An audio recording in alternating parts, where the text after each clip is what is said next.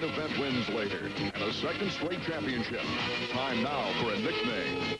Showtime seemed appropriate. With a fat contract in hand, 1995 became nothing more than a game. Oh, boy! The McGrath freight train would not stop there. Hannah's number of 27 career wins would fall in less than 3 years. Next up, or down, was the legendary mark set by Rick Johnson.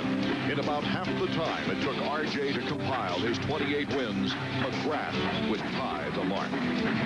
Then, 29 and a third straight title came quickly. 1996 and all eyes are on Showtime's next record-breaking whistle stop. An unprecedented fourth consecutive Supercross title. This just could be his most challenging season.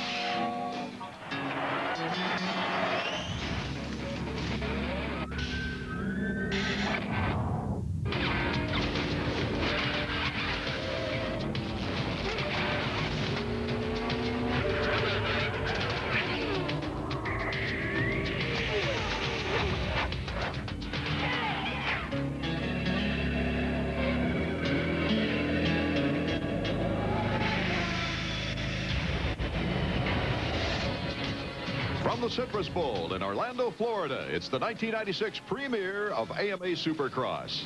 Hello, everyone. I'm Art Ekman, along with former Supercross champion David Bailey, as we set the scene for our opener in 1996. Jeremy McGrath, David, he is to this sport as Michael Jordan is to basketball, for that matter. Well, he's become the winningest Supercross rider of all time in a very short period of time. It's a lot of fun to watch, very innovative, and he's taken the sport to a whole new level. Before we take a look at his challengers for the season, let's take a look at the Suzuki point standings from last year. A big surprise at the end of the season. Well, I think so. Larry Ward, a privateer, finishing higher in the standings than a privateer ever had in the past. In the 125s, we had a great rivalry between Mikel Pichon and Tim Ferry until Ferry broke his jaw. Well, I think the story there would have been quite a bit different had Ferry stayed healthy, and Pichon had it all his way this year. He looks pretty confident, but I think he's going to have a lot of trouble with it. We've had a lot of improved technology during the offseason and some massive roster changes, really. Let's take a look at one of the most massive, and that's Kawasaki. A completely new team there. Jeff Emig, third in the points last year, is moving over to Kawasaki. He'll be joined by the two rookies, Huffman and Hughes. Well, it's a great big change for me. Everything's different, the bikes, the staff, the new big truck, and so far I'm enjoying it a lot. And testing-wise, we've done a lot of testing over the winter. I think I was pretty much the guinea pig all winter doing a lot of testing. So I mean, that helped me out because I got used to the bike a lot and got the bike set up the way I like it, and I think it's going to work out pretty good. Not that there was anything wrong where I was at, but I think that now I have a new chance to get the #1 plate. Morocco moves to Suzuki. Well, Suzuki is a completely new motorcycle this year. Roger DeCoster has done a fine job of making that happen.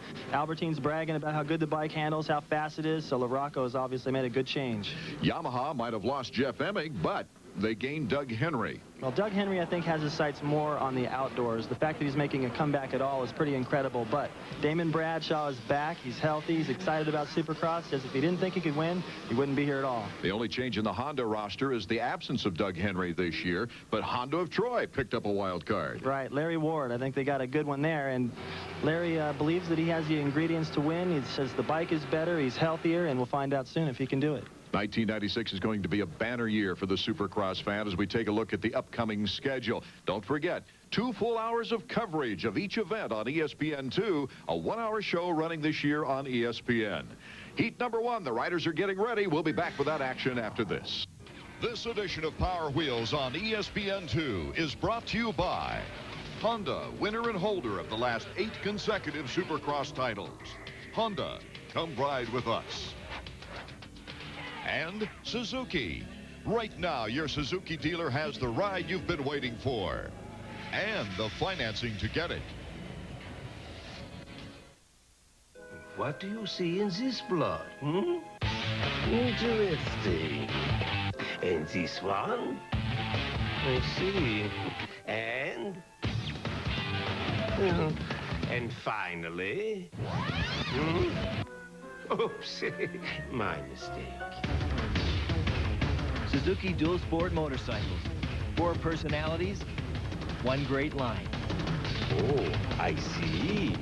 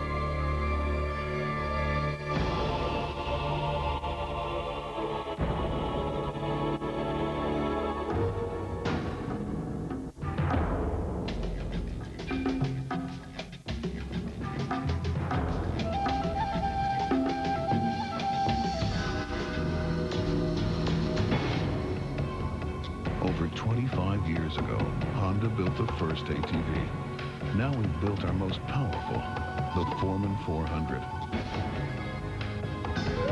Where do we go from here? Just about anywhere we want. We're back at the Citrus Bowl in Orlando, Florida for the Supercross season opener. This year, the track builders, Dave, their emphasis will be on creating bar-to-bar racing. Well, I think they've done that. As you can see by the Suzuki track map, the riders say it's a little bit easier, but it's still very technical. A wider first turn, which heads into a rhythm section. It's provided a lot of passing and a lot of different options through there. A new for 96 is the sand pit. That's causing a lot of problems, getting very rough, and that heads into the longest whoop-de-doo section art I've ever seen. A lot of passing through there. As we get ready for heat number 1 of the 250s, let's go over the qualifying procedure. Each rider runs in one of 2 heats. The top 4 will go directly to the main for the 250s. The rest move on to the semifinals.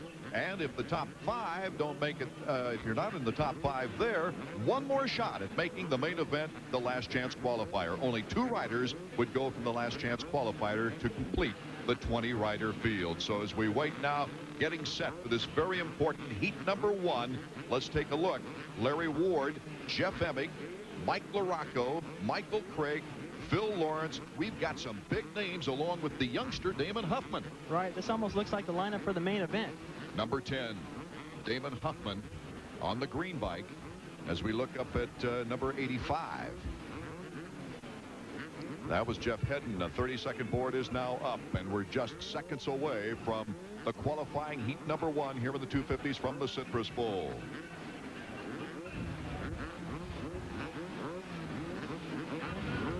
The riders' nerves, first race of the year, you know they're more nervous here than they are at any other race during the season, unless they're going for a championship title down to the wire. But the weather here is perfect for the riders, David, and we've got a great crowd on hand. That's the biggest crowd I've seen here in Orlando. The gate's about to go down. And the race for the whole shot is underway. Looks like Larry Brooks got the inside. Yes, number 36 on the inside, but he doesn't come out of turn 1. Number 1. Out in front is Phil Lawrence, number 13. Phil, an exciting privateer last year, and Brooks is back on top as they go over the triples. Huffman right there behind this front 3, followed by Larry Ward and Brooks right now. Whoa. That was Michael Craig, I believe. Michael Craig going down right before the sand, and Larry Brooks still hanging onto the lead. Phil Lawrence catching him through the whoop section. And here comes Larry Ward approaching Damon Huffman as they go into the turn. Huffman boxing him out nicely. The battle is on up in front. Phil Lawrence, number 13, trying to take on Larry Brooks. Brooks is a team manager now of Team Innovation Sports as well as a rider. The 2 close bar to bar. Larry Ward and Damon Huffman also for 3rd place. The battle is on.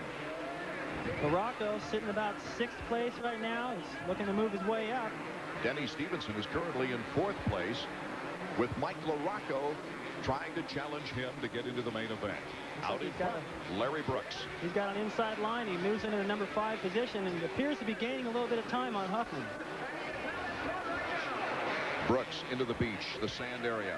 Has a slight bobble. Coming to the outside is Phil Lawrence, and here's where the pass will be made. straight. Phil Lawrence on the outside, number 13. Brooks, there's Larry Ward, and Damon Huffman, Mike LaRocco after him. Starting to tighten up. Huffman and LaRocco putting the pressure on these front three. Phil Lawrence from Team Innovation is now out in front from Menifee, California. Dean Gibson is his man, his tuner that put that bike on the starting grid. Lawrence looking strong. Top privateer in the 250 Nationals in the outdoors last year, and had an exciting privateer Supercross in '95. Placed 4th at Texas in the mud. Larry Ward got his sights set on Lawrence. He's got to get by him before Huffman and LaRocco can get around Brooks. If they make that pass on him, he's going to have company. Let's see what Ward can do coming out of the beach area into the whoops. Ward looking very strong. The 25-year-old rider did not get very good momentum out of that corner. And here comes Damon Huffman for 3rd. The battle is on. These guys very inconsistent from lap to lap through that whoop section, so that's proved to be a pretty good section tonight. It's going to wear on them as the laps go on. The real battle for 3rd is LaRocco, Brooks, and Mike LaRocco as they come over the finish line. LaRocco now with number 8. Don't forget on the new yellow bike Suzuki. Out in front, Lawrence and Ward now starting to test Lawrence. Coming off the tabletop, going into the corner. Lawrence and Ward with a completely different idea of how to get through that rhythm section fast, and it seems to stay about the same every lap. Larry Ward, of course, being picked up by Honda of Troy after a successful season for that independent team last year. Huffman now closing the gap in 3rd. Ward to the outside, Huffman to the inside. Let's see who makes it through the whoops. Ward with good momentum. Cutting to the inside, can't block Lawrence, and Lawrence goes over the triples in front. Larry Ward showing him a wheel right there, trying to make him a little nervous, putting the pressure on, and Larry Ward starting to feel the pressure from Huffman, and LaRocco has now moved into the number 4 position. Unless someone should go down, the top 4 qualifiers are fairly well defined right now, with Brooks lagging behind in 5th. We've got Lawrence number 13, Ward number 6. Then we've got Huffman number 10 and Mike LaRocco in that final transfer spot number 8. Lawrence doing an excellent job of hanging on to that lead, but I just don't think he's capable of running the pace that those 3 guys behind him can do for this entire heat race, and I think it's going to get tight. More exciting Supercross action from Orlando right after this.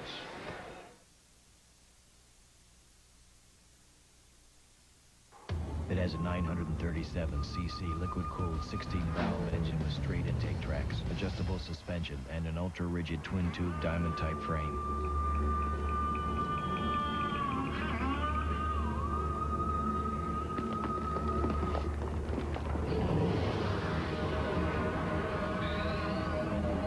Best of all, it's comfortable on any road. The Suzuki RF900R. On February 12th, we'll present the ESPYs live. And every night on SportsCenter, we'll show the greatest plays and performances of the year. Call your ESPY voted on SportsCenter or vote on ESPNnet. The ESPYs, presented by General Motors, only on ESPN. Andre Agassi and Mary Pierce are the defending champs. They're back in Melbourne, and as Mary found out, defending the title is never easy. The 1996 Ford Australian Open. Coverage begins tonight on ESPN2. About the halfway mark now as Lawrence takes the corner.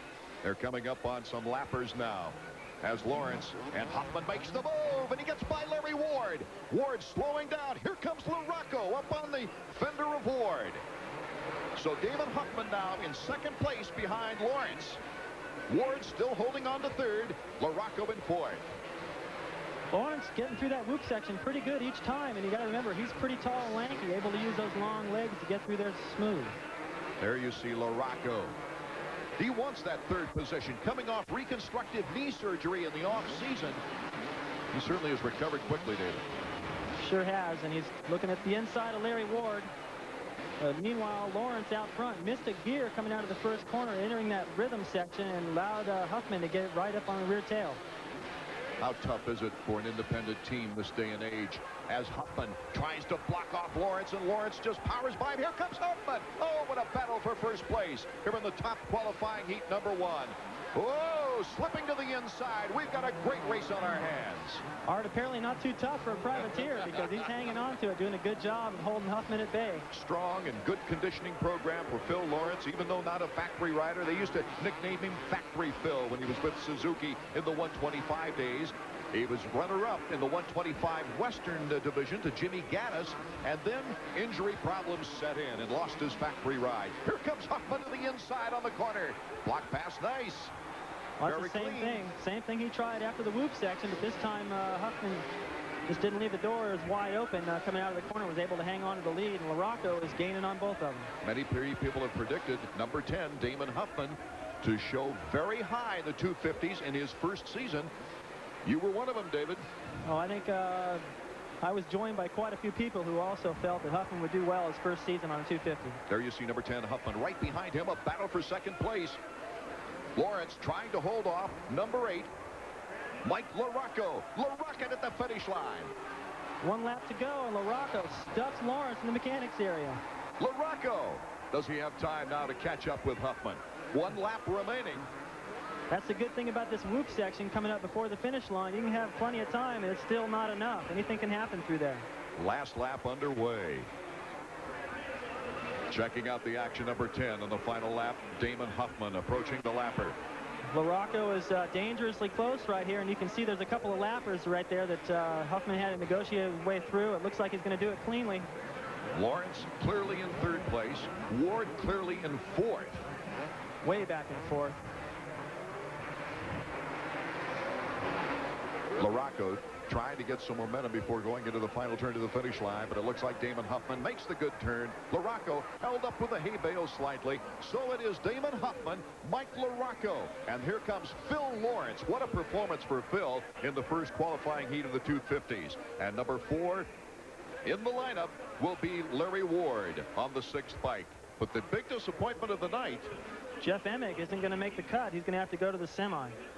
Jeff Emig, number 2. We'll be back with heat number 2 right after this.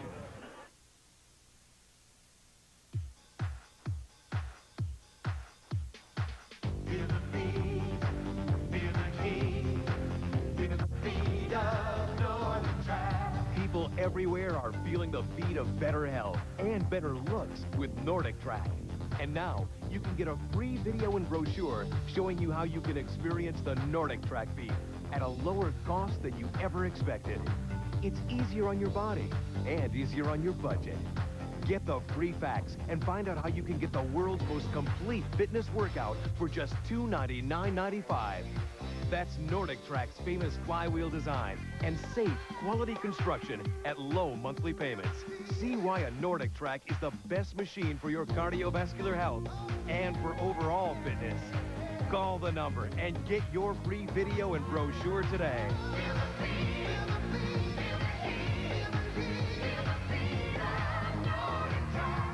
Danny Fortsone's presence in the paint and Damon Flint's sweet stroke gives Cincinnati a deadly inside-outside attack. The thing is, UAB has their own terrible twosome. Cincinnati at Alabama Birmingham.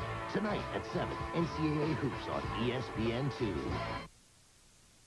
Welcome back to Orlando, Florida. We've just witnessed a wonderful 250 heat number 1. Damon Huffman, the youngster, riding the number 10 Kawasaki, the winner. Let's go down to Marty Reed. He's with him now. Well, they always say it's great to start the year off with a win. That was a nice little effort. Yeah, I didn't have the best pick on the line because of I was in the top 10 in the previous year on a 250, but I got to a good start, and I rode smart, made a couple passes, got in the lead, and I got to ride in my own lines that I wanted to. If there would have been one more lap, could LaRocco have gotten by you? I didn't know he was even behind me. I thought it was Larry Ward, I think, but I wasn't looking behind me, but I saw him there at the finish, but I was there first. There's your winner, heat number 1 in 250 action. Okay, thank you, Marty. The whole shot taken by Phil Lawrence in that race. Brooks and Lawrence put on a good battle. Ward and Huffman coming up from behind, and then absolute great finish by Damon Huffman and Mike LaRocco. winning the first and second places there in heat number 1. Phil Lawrence, a credible performance by him. Larry Ward, something must have happened to Larry Ward there at the end. Yeah, I think so. He looked like he was doing pretty good. He was pushing for the lead on Lawrence, and I don't know, something must have happened out of my view, and he just apparently settled for 4th place at the end of that heat race. Probably a smart thing not to waste too much energy and just save it all for the main event. Jeff Emig, number 2, never in the mix. And Michael Craig will have to go to the semis as well, crashing on the first lap. Well, it's a big disappointment for Emig. You know, number 2 plate, 3rd place in the points last year, the switch to Kawasaki, and then to start off the season having to go to the semi. That's pretty, you don't want to start the year like that. Heat number 2 coming up at the 250 Supercross from the Citrus Bowl in Orlando, Florida. And it will feature, of course, number 1, 3-time Supercross champion Jeremy McGrath. Also his teammate Steve Lamson in this same heat, along with Greg Albertine, the former 3-time world champion, Ryan Hughes, the youngster on the Kawasaki, Kevin Windham, another youngster, and then the oldster, Damon Bradshaw. Well, he got Team Yamaha and Team Honda in this heat race. These heat races are stacked this year. So much competition, a lot of excitement. 125 guys moving into the 250, guys switching teams, and these heat races look like main events. I can't wait to see how this unfolds. There you see Jeremy McGrath, or we did see him anyway, very intense. I would be. He was taking nothing for granted earlier, just in practice, was he? He was very serious, not clowning around. We didn't see any knack-knacks, can-cans. He was very serious in determining his route. Well, I'm sure after this first round, he'll be able to know how things shake out and possibly be able to relax a little bit more, but he appears to be all business right now as you get a look at Damon Bradshaw loosening up. Everybody has their own little quirks before the gate drops, right, David? Well, everybody has something they go through. McGrath, I notice, is always the same. He kind of claps his hands and shakes his helmet around and pulls off a tearaway just to get his vision a little clearer, and that appears to get him ready to go. Just like a tennis player or a guy at the free throw line. They all have their things they like to do. The crowd, they're getting fired up, that's for sure, awaiting the appearance of Jeremy McGrath on the track for the first time in 1996. 30-second board is up, so we're not far away from heat number 2 after a great performance by Damon Huffman in heat number 1 to secure the transfer immediately to the main event. I repeat once again, the top 4 riders will go directly to the main event out of this first qualifying heat, the rest going on to the semifinals. See if anything happened over the offseason to get those Kawasaki's off to a better start. McGrath, we know he gets good starts. He's lined up pretty close to the inside. He should be able to control that corner. Number 3 on the end is Mick Treadwell, riding the Suzuki. He was a 125 Eastern rider last year, and the race for the whole shot is on right now. Is it number 1 or number 4? 4 goes to the outside. That's Lamson. McGrath cuts to the inside as McGrath for the whole shot, and a teammate duel right off the bat, going off the tabletop. Lamson on the inside of the corner. Lamson. And look at Jeremy McGrath cutting in behind his teammate to take over the lead here in lap number 1. Well, this is looks like last year, doesn't it, Art? I think Jeremy, there's nothing really much he can do. Lamson's tried everything he can. Apparently, as soon as I said that, he made the move on Jeremy on the outside. I think it caught Jeremy by surprise, but Jeremy will be back. Ezra Lusk in 3rd place, followed by Greg Albertine. That's the Suzuki duo. And Ryan Hughes, number 5, is currently in 5th position. So a good battle for the final transfer spot we anticipate as the battle out front continues. Well, Greg Albertine on the bubble right now. McGrath putting the pressure on Lamson. Let's go down trackside to Marty Reed. Well, guys, one of the things that a lot of us don't know about was just 4 weeks ago, Jeremy McGrath had arthroscopic knee surgery. It got infected. He's only had 1 solid week on the bike. He says everything's fine, but right now, Lamson's giving him everything he can handle. Right now, too, Damon Bradshaw's mired back in 8th spot as Jeremy takes over going into the sand. Boy, he works that sand beautiful. Did you like to ride the sand? Well, not too much. It gets rougher and rougher as the night goes on, but I used to like to just try to jump the sand pit if I could.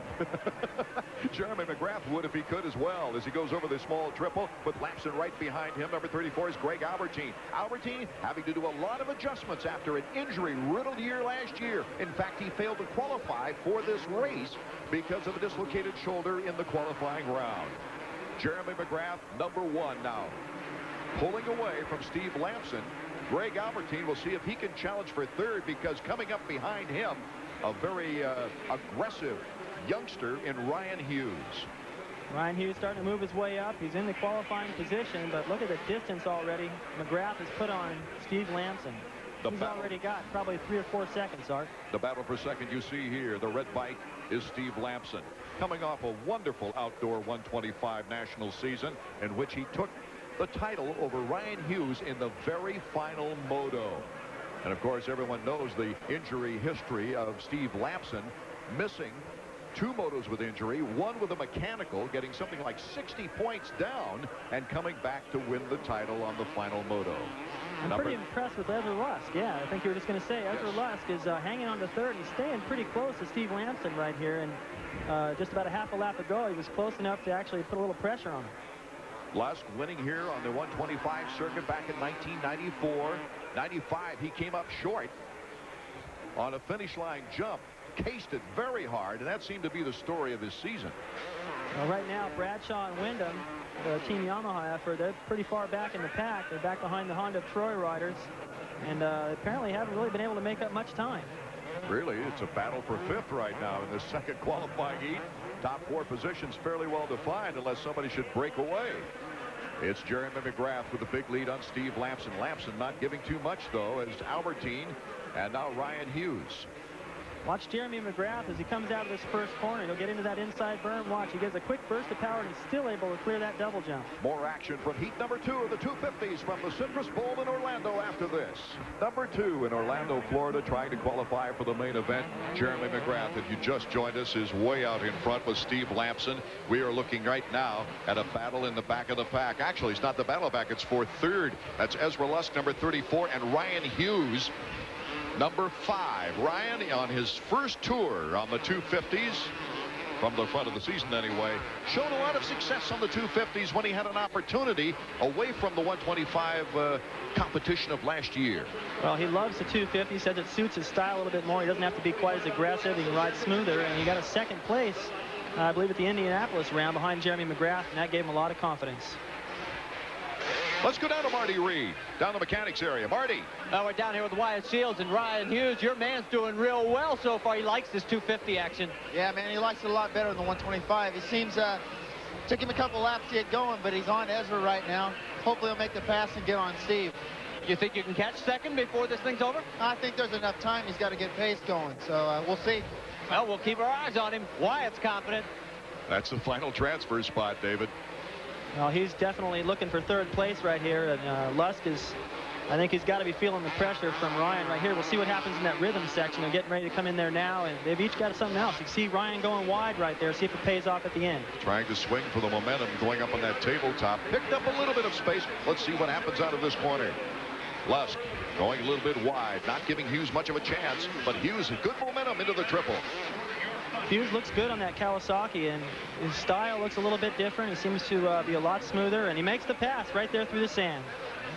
And the key thing coming out of the sand, no bobbles at all, so he can make up room now on the 2nd place rider, Steve Lamson, possibly. Lusk almost lost it in the whoops, as you saw. Right now, Ryan Hughes got a clear shot to Steve Lamson. He can see him right up front. Last lap, Jeremy McGrath over the finish line.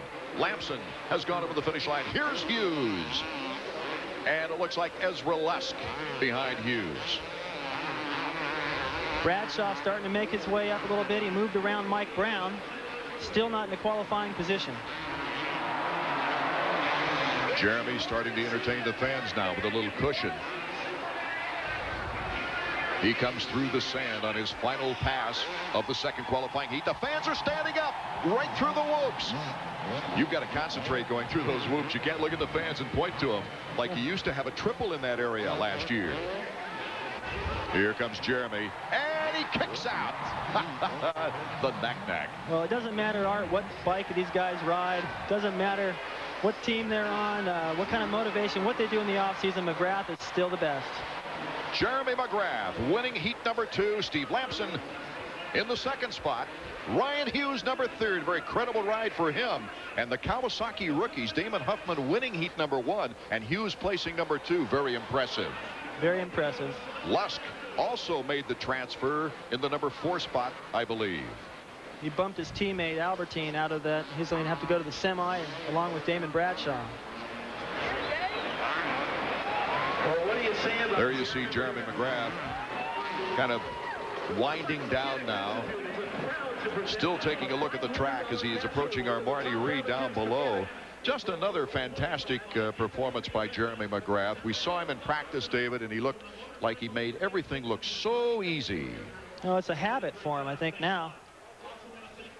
This has all become so routine for him. It probably doesn't feel like anything to him while these guys behind him are trying everything they can. From the whole shot, he just took it away. As you see here, Jeremy McGrath, number 1, Steve Lampson, number 2. Good performance by Steve Lampson, who I look for to have much more consistency this year. Ryan Hughes and Ezra Lusk going right to the main event with Albertine, and some other impressive riders having to go to the semifinals. That's going to happen a lot this year, I think. Well, impressive riders not making the main event. Let's go down to Marty Reed right now, who's with Jeremy McGrath. Well, I think it's safe to say, guys, that the knee is A-OK. Any problems out there at all? It looks so smooth. Well, you know, I had a little battle with Lampson there the first couple laps. But this track's going to do that because it's kind of a little bit easier track this year, not so technical. And, you know, I expect to have some battles in the first couple laps. And so you can get your pace going and spread out a little bit. Yeah, the frightening thing is, though, it looks like you got the pace, and that's bad news for everybody else. Well, I think everyone, you know, they heard rumors of my knee being hurt, and you know, it kind of helped them out a little bit. But, you know, my heat race shows that I'm 100% strong, and I'm looking forward to the main event. Yeah, everybody else isn't, though. There's your winner, Jeremy McGrath, just like always. Thank you, Marty. Jeremy McGrath, of course, looking to be the unprecedented 3rd consecutive winner of this Citrus Bowl event here in Orlando, Florida. Damon Huffman, the youngster in the Kawasaki, winning heat number 1. But Jeremy McGrath looking as impressive as he was in his last, well, 5 consecutive seasons in the 125, winning 2 crowns and then 3 250 crowns. During the off season, we got a relaxed look at this great champion.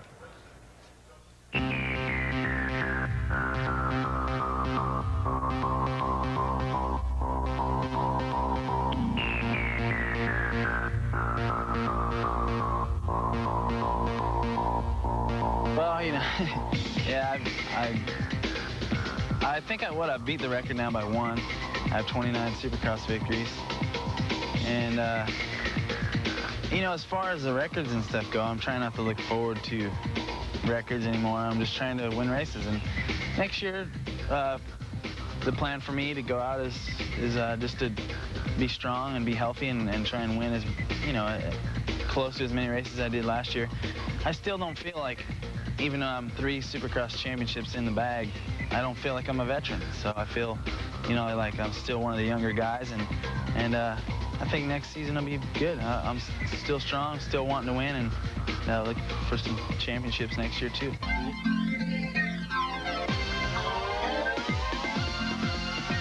Well, I don't know. That's kind of hard to say. Like, I don't know if anyone's ever, like this year we had 27 AMA races, and I won 17 of them. I mean, that's a pretty good record, I think. I don't know if Rick Johnson, Bob Hanna, I don't know if anyone's ever won that kind of percentage out of the year of racing of series. But, you know, I find that I don't, even though I may come out with most of the wins and all the, you know, a lot of the victories, I still look at myself as being the underdog. So I still feel that there's a challenge out there, and you know, as long as there's a challenge, I'm interested.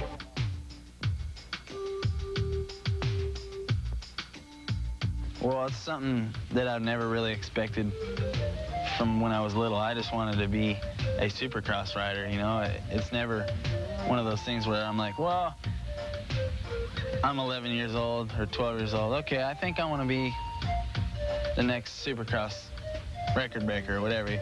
I don't know. It's just, obviously I have something that some people don't have, and it's taken me a lot of hard work to get where I'm at, and a lot of support from my family and friends, and I never really expected it. It's a great feeling and a great honor, because to me, Bob Hanna, RJ, O'Mara, you know, Lachine, Bailey, all those guys, when I think of those guys, I think of, wow, you know, they're way up here. But you know, when other people look at me, I think they think of that now. They think of me being up there. But to me, I just don't see that yet. A decade ago, Suzuki unleashed the original GSXR. It created a new category of motorcycle. Win after win, time after time. We never stopped refining. And now the time has come again. The all-new GSXR 750 is finally here. Because something this fast can't be rushed. Oh no, I forgot Valentine's Day! Don't panic. A dozen red roses are always the perfect gift. That is, if they didn't drop dead in days and cost over $60. This year, give her beautiful silk roses that last a lifetime. Forever Roses for only $19.95. She'll be delighted when Forever Roses are delivered right to her door in a florist box filled with a dozen of the finest silk roses wrapped with baby's breath and a personalized greeting card, all for just $19.95. But wait, call today and we'll include a second dozen absolutely free. That's 2 dozen long stem roses handcrafted from the finest silk to stay as beautiful as the day you sent them. Just call this toll-free number now to send Forever Roses for only $19.95. Our Airborne Express fleet is standing by and we guarantee delivery for Valentine's Day. Call now and have your credit card or personal check ready. Sorry, no mail-in or COD orders accepted, but supplies are limited. So to order for this Valentine's Day, you must call right now.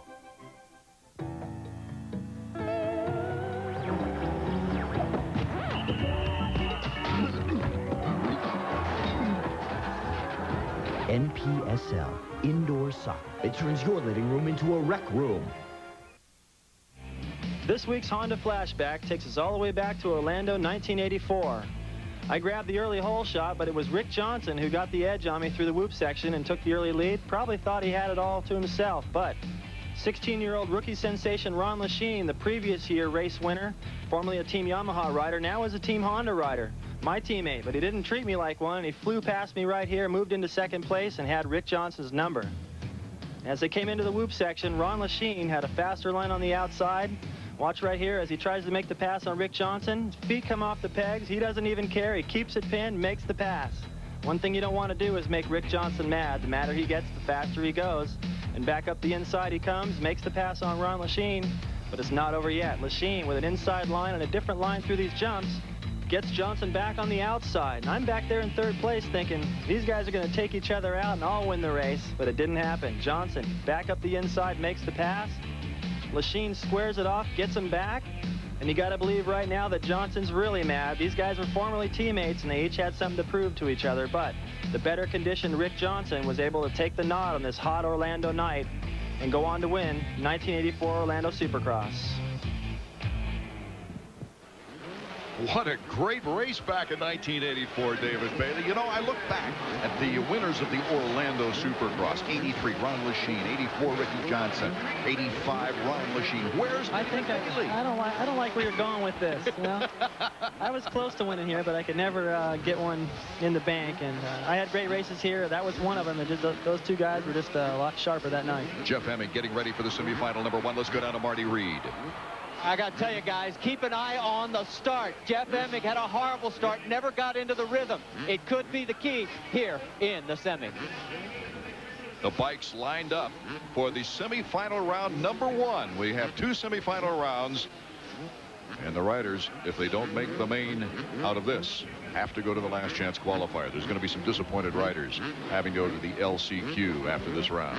Well, I think Emig should be able to pull a little bit better start in a race like this, the caliber of riders. He's also lined up a little closer to the inside, so if he gets a good jump, he should have a good line through the first corner. In his first heat race, he had some surprises to deal with. Damon Huffman, in his first 250 season, winning that heat number 1. Phil Lawrence, the privateer from Team Innovation, taking a 3rd place, along with LaRocco and Ward making it to the main out of heat number 1. So the 30-second board has been up for some time. We're waiting now for the start of semifinal number 1.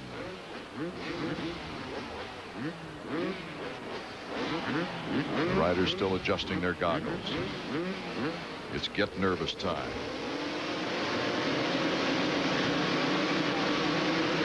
And the race for the whole shot is on. Now, number 2, Emig, breaks in the pack, goes wide this time. Will he have room to cut through? He's boxed out.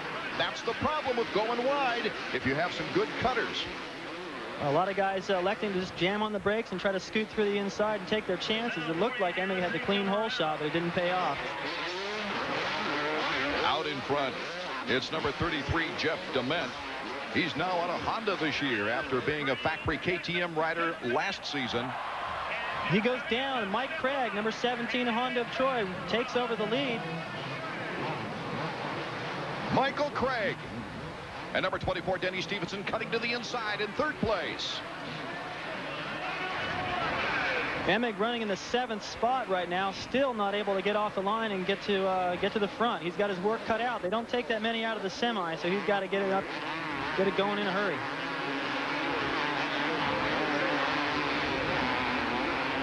There's a replay of what happened to Dement in the sand. It's starting to get tough through there. He just gets his front wheel sideways in one of those ruts.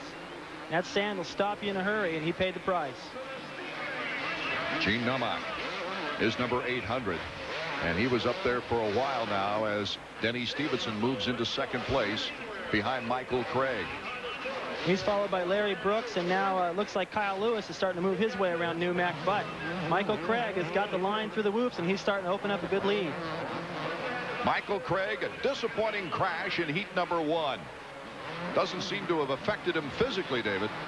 No, I don't think so. He seems to be pretty relaxed. He's found his rhythm, and I don't think he feels any pressure from Stevenson right now. So he'll be able to ride his own race, maybe off some of the triples. We'll see some of that show buddy. Right now we're getting a look at Kyle Lewis, and Emig is right behind him, working his way through the pack. Denny Stevenson now pulling a little room there in second place. Number 24 from Omaha, Nebraska. Injuries took him off the factory Suzuki a little while ago.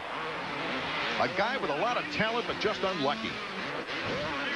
Yeah, he hasn't had it going his way, but 96 is a brand new season. Maybe he can get it going. Right now, we're looking at Emig. He's trying to work his way into, no, he's following. That'd be 6th place right there, I believe. Emig number 2, right behind Kyle Lewis, number 11 from Rosemont, California. And they're behind Numak. Numak rides a wide bike. He's not making it easy for these guys to get around him. And right now, Emig's, you can see him reach up, pull off a tearaway over that triple. He's going to go to the outside right here. Emig takes a nice cut, but he's blocked off by Kyle Lewis coming over the finish line. Let's go down to Marty Reed. Well, you can see as they're coming right by us right now. Jerry Albrecht urging his man on. He's in 5th, but you want him to move up. Again, he got boxed on the start. Yeah, he's having a little bit of bad luck first race. He'll get the hang of it. He's riding really well. Well, he's in position right now to make it on to the main, but you want him to get up there a little further. Good luck. Thank you. Okay, just out of the sand, our leader is Michael Craig, but now coming into the sand is number 24, and that's Denny Stevenson along with Numak. And here comes Emig on the outside. Emig, he's good in the whoops. He'll pass Kyle Lewis, maybe. Lewis, no, putting a spurt on the inside. Number 11 cuts him off.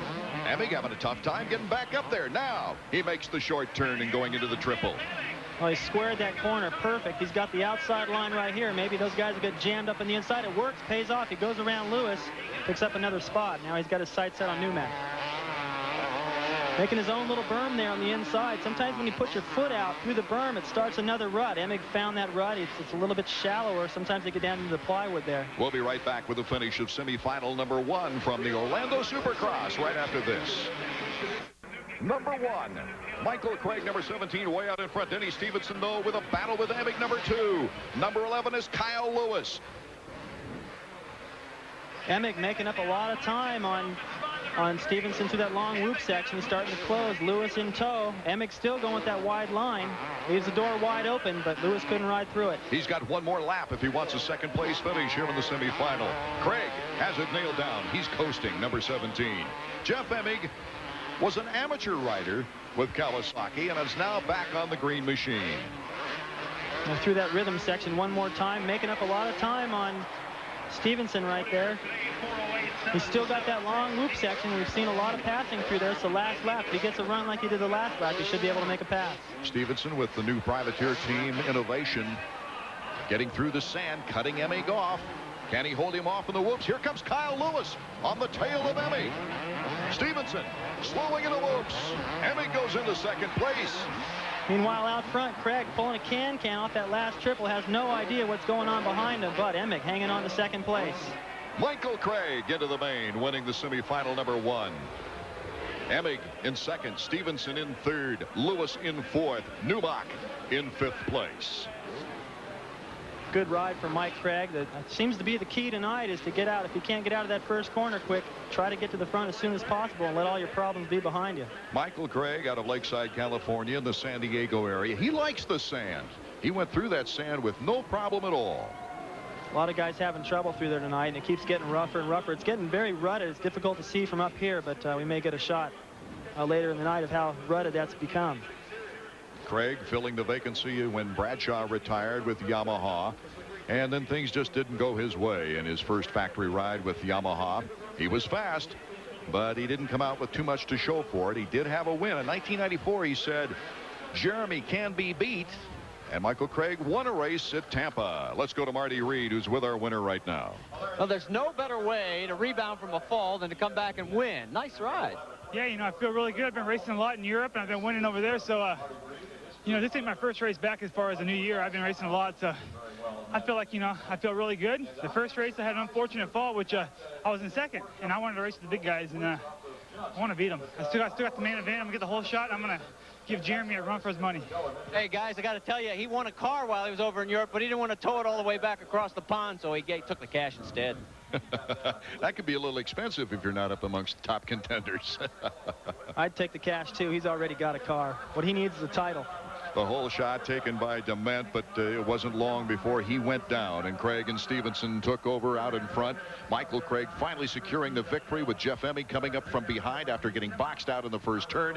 Denny Stevenson goes to the main event, as does Kyle Lewis. So we're getting set now for semifinal number 2. And in this one, there's a couple of celebrities we've got, David. We've got a lot of guys in this race, and the semis are going to be stacked all year, I think. There's not enough room for all the good guys to come out of the heat races. So you got Bradshaw and Albertine in this semi. We'll be right back as we look at Mike Brown, also preparing for heat number 2 in the semifinals, right after these important words. And you mentioned before, it's the largest crowd that you've seen here in Orlando, David Bailey, and I think we might find when the results are in, as far as attendance, there might be an all-time crowd for Orlando. Yeah, we may have set a record here tonight, and couldn't have come at a better time, because this proves to be some of the best racing that Supercross has had to offer for a long time. You can tell by just looking at the semis. We got a lot of good guys in the semis. Bradshaw is lined up down there. He got a horrible start in his heat race. He's going to try to get into the main. You got Mike Brown in this one. 30-second board is now up. Time to focus. Bradshaw all the way over on the inside. He's only got a couple of guys at the inside of him, so if he can get off the gate and get a good jump, he should be able to pinch those guys off and control that inside, and that seems to have been the case tonight. If he can sneak around the inside with a decent run into the corner, he come out in good shape. That's right. You can pinch off the outside momentum of a rider who gets there first and goes to the outside. You've got to have a clear jump coming to the outside to make it through without getting boxed out. And there goes the gate. Terrible start for Bradshaw once again, but at least he's got the inside. Mike Brown, number 9, goes wide and is not sealed off. And there's just the opposite of what we said. Mike Brown on the Honda of Troy taking the lead here in the early going. It's Jimmy Button and Greg Albertine, Kevin Windham. They're all stacked right in there.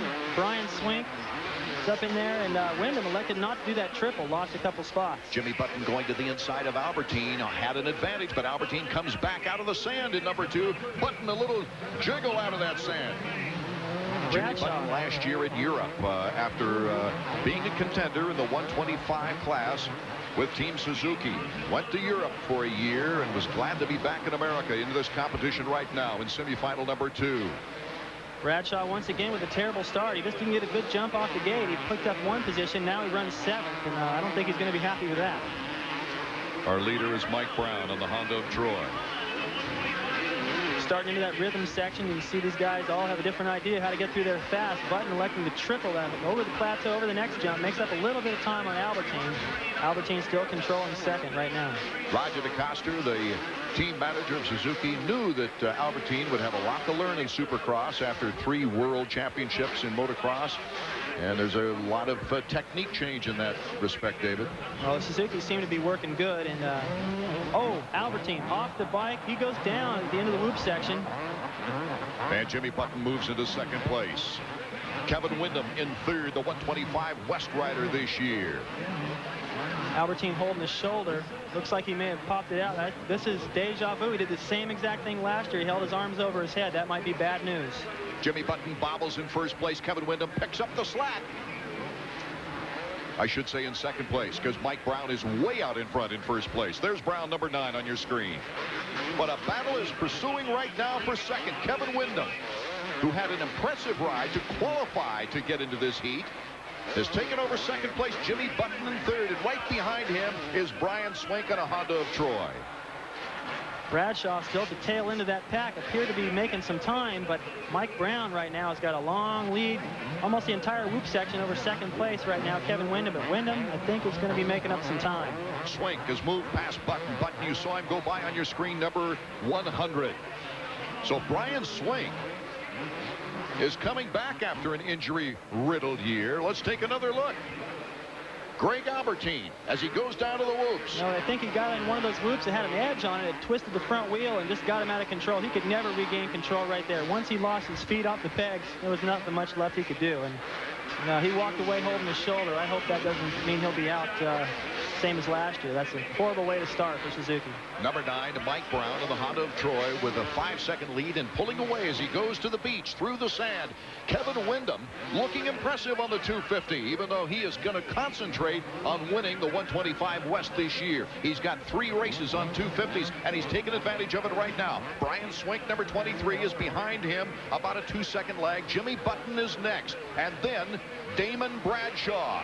Damon Bradshaw wanting to get into the main field right now and not go by the semis into the last chance qualifier. Well, I think Damon at this point will be happy just to make it into the main, but if he doesn't get up there pretty quick, he's going to find himself with a horrible pick to the starting gate for the main event, and that could make all the difference. Especially with the long straightaway and that interesting first turn this year. Brown going through the triple. Brown appears to be able to hang on to that lead. I thought Windham might be able to close a little bit. Windham has got a few tricks up his sleeve, and he seems to be getting more and more comfortable through the night. But Mike Brown looking fantastic. He's got a smooth line through the whoop section. He's riding the rear wheel. Just when you think a rider's gaining a lot of time, he hits one bad whoop through there and loses it all. Mike Brown giving us a real chuckle after Washougal on the Nationals this year as he won his first National. He had a bet with his mechanic Jeff Nutter that he would shave his head, be able to shave Nutter's head and beard off. Well, many people haven't seen Nutter without a beard in 15 years. And with that win, Mike Brown, quite a ceremony afterwards. As we're in our last lap now, it's a coast for Mike Brown, number 9. Well, I can only wonder what body parts he might shave if Brown was able to pull off a win here tonight. He looks good in this semi. Mike Brown coming up on a lapper, but it doesn't seem to bother him at all as he takes the outside line through the sand. Windham is making up some time on him, but it's too late, it looks like. And Swank still holding on to a decisive third with Button 4th, and Bradshaw will make the main event, the transfer, in 5th, but as David said, not have a great advantage at the starting gate.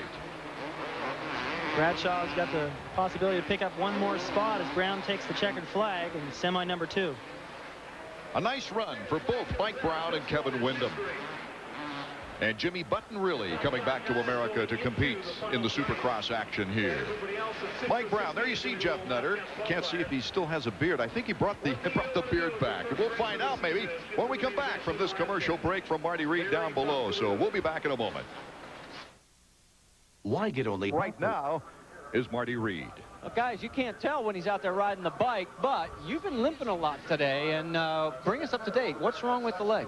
Yeah, about 2 weeks ago, I crashed at the Honda track testing and bruised the top of my foot and the bones in here and twisted my knee, and just didn't have had time to get better, and just been trying to get here to this race and practicing all I could, and just trying to get through this weekend and maybe heal up before next weekend. You got enough left in you for the main? Yeah, I'm ready. I just started riding 250s, and I think all the track time I can get is going to help me more than anything tonight. Well, guys, before we go, let me bring you up to date on Greg Albertine. It is the same shoulder. We're going to go back in the pits, check with doctors. Okay, thank you, Marty. your fears maybe coming to light right now as Greg Albertine came over from South Africa, was really looking forward to a learning year as we take a look at the semifinal 2 events, those going to the main event, Brown, Wyndham, Swink, Button, and Bradshaw. But he was really looking forward to putting things together this second year in Supercross for Roger DeCoster's Suzuki team. We hope that injury is not too serious. Marty's on it. We'll be back after this. The shoulder came out, and I was taken to the hospital, and just the same thing as what happened last year. Can you believe this? It's unbelievable, man. From what I saw, he had the bike pretty much slow down by the time he hit the ground, and it must be just the right angle, just the right everything to make it happen that way. And he did not feel like his shoulder was weak. It looked like it had healed really good. Bad news for Roger DeCoster, Team Suzuki, and Greg Albertine. Okay, Marty, you said it, David Bailey. Deja vu, almost in the same place as last year. You sure hate to see that, and you know it's not a great way to start the season. Roger's been around racing for a lot of years, and he knows how to handle this kind of situation. Also, while we were away, the LCQ Last Chance Qualifier. There you have it. Innovation Sports right there. Larry Brooks and Buddy Antonez rounding out the field for the 250s. 20 riders ready to go, and now the 125s all set at the starting line. Let's take a look at the Suzuki starting grid. Mikel Pichon looked very impressive in the heats. Well, he just picked up where he left off, and it was a much tougher fought battle with Tim Ferry, but he came out on the upper hand. Looks very strong tonight. It'll be interesting to see if Ferry learned anything about Pichon coming back in this main event now. Oh, I'm sure they learned a lot about each other, and there could be some fireworks between these two. The way they were blocking each other out in the corners, almost like a little slow race, taunting each other. And anything can happen with guys like Brian Deegan, Davey Yezik, and Sean Perulio. Impressive, a lad out of Tampa, Florida. Right, and I'm just noticing on the starting line right now, Tim Ferry is starting on the far outside, so that could be real interesting to see how that develops. DC number 7, we're looking at his machine right now, John Dowd, the 30-year-old who still had eligibility in the 125 ranks. When the Yamaha said, hey, if you got to fill this position, I still could go back and ride 125s. He started his career late and thus did not use up all that 125 eligibility, but he's had a tough time here today, David. Well, he sure looked good in practice, and I figured after the preliminary qualifier, the way he looked, that he was just getting stronger and stronger. It doesn't look like a mistake for him to go back to the 125, but it's certainly been tough going so far, and expect that to change in the main event. Great crowd on hand here in Orlando, Florida for round number 1 of the 1996 AMA Supercross season. The 125s, the youngsters trying to move up through the ranks and get to the 250 factory team situation. Look at the crowd, and they've seen some tremendous qualifying racing. Well, I'm glad to see a big crowd show up at a time like this when we got this good a racing, and that 125 heat race between Ferry and Pichon's any indication, they're going to get their money's worth. 30-second board is up. And it's rev 'em up time for the riders here in the 125 class. They'll have 12 races this year, the 125 East Division. 4 of those will be East-West confrontations, which could really spread the points race out when you got the Western riders like Wyndham back in the pack. Well, it's a real gamble for Ferry to start that far to the outside. He's got to get a good jump off the gate. Let's see who gets the whole shot. Somebody jumping on the outside, and it is a scramble. A scramble. Pichon controlling the inside. Ferry pushed way out. He's way back in the pack. Pichon controls the lead for now. It's Pichon with number 31 right behind Barry Karsten, and there's quite a story, David. Barry Karsten riding both classes tonight up to this point. I don't know if he's going to have anything left for the 250 main, but Barry, who started on the outside, played it smart and got through there pretty quick. He's up in about the 6th position right now. The battle for second now, Corey Keeney, number 39. You see him on the outside of your picture from Oakdale, Minnesota, on the Yamaha. Ran the 125 West last year. Quite a battle for second place as they go into the turn. Off the triple. Things shaping up for second place. Meanwhile, out front, Pichon with a huge lead already on the first lap. Ferry sneaking up, now going over the finish line as he's trying to move up in a position on Nathan Ramsey into 4th position. Ferry going to the outside as we see Pichon coming through. Dowd is back in 10th spot right now, and you got to believe that Pichon is just going to be keeping tabs on where Ferry and Dowd are. I think those are the only real competitors he's going to have to be concerned with tonight. Pichon is already on the beach in the sand as you see the riders coming out of the turn. And it is Keeney and Karsten. Along with Tim Ferry. Tim Ferry moving up very fast, and he is good in those whoops as he comes out of the corner. Still in the lead with a big lead is Mikel Pichon, and will break away and come back for this battle for second place right after these words. Chilling right now, and he's got a couple of fast lines to see if he can make any time there. He's got the time too in a 15-lap main event. Right, well, he didn't get the best start he needed, and Pichon definitely got a huge lead right now, but I have a feeling that Ferry's got the speed and the motivation in front of his hometown crowd. There's Ferry, number 20. Coming through is Karsten, number 31. And they're separating themselves from Corey Keeney, number 39 on the Yamaha. You can see as the riders go over the triple jump, you see them sometimes look over in the air as to where the leaders are. You get a long time up there in the air to look around and find out where everyone is. Having trouble in the sand is Corey Keeney, is Nathan Ramsey, number 47 on the outside of the whoops. That's a good battle in back of the leaders. Well, for this lap anyway, it appeared as though although Ferry had a clean track, he wasn't able to make up any time on Pichon, but the battle for third is really shaping up. 9 seconds the lead for Mikel Pichon on Tim Ferry as we see the battle for 4th and 5th. Nathan Ramsey out of Hickson, Tennessee, ran 8 of 10 races last year. His best finish, for number 47, was a 7th in Indianapolis. They're behind Karsten. Ramsey. These guys duking it out. It's a lot of different lines out there, and plenty of places to pass. This looks like everyone's running about the same pace right now. No one can really make a move. It's really spread out now as Mikel Pichon approaches the finish line, and Ferry is going into 2 turns back as our cameras are on Corey Keeney from Oakdale, Michigan. These guys are constantly losing ground on Ferry, who moved right by him. They're shaping up into a battle all by themselves. Things are actually starting to spread out a little bit now, but John Dowd is starting to move up, and he'll probably tighten things up quite a bit. From trackside, our reporter, Marty Reed. Well, we're down here with Lee Collin. Lee, after a horrendous start, does he have enough time to reel in Pichon? I don't know if he can or not. This track is wide open. There's nothing technical to separate the guys, so I don't know. We're just going to have to wait and see. This is the calmest he's been the entire time. He's a nervous wreck. Go back to work. Thanks, Marty, and I can appreciate that. Anytime you get a big lead, David, I bet your mechanic really goes on pins and needles, even more so than usual. Well, when you got that much time to think, you start wondering if you forgot to tighten the axle tight enough, or any little thing. It starts to run through your mind, same as things go through the rider's mind. It's amazing how insecure you feel out there sometimes. Mikel Pichon, quite a story as we see him right now. Number 1, the defending champion here in the East. He lives near Le Mans in France. And the Pro Circuit Kawasaki, the Eastern champion, had 3 wins. He was never out of the top 4 the entire season last year, however, and that consistency in his first full season brought him the championship. And of course, the good tuning of Chad Watson and that Pro Circuit Kawasaki crew.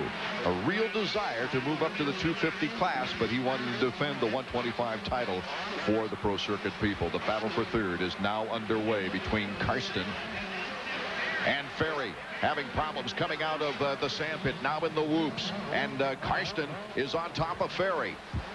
Well, as we approach the halfway point, Ferry got out of control coming out of the sand and had to give up that number 2 spot to Karsten. Now it's almost seems impossible for him to go up and challenge Pichon.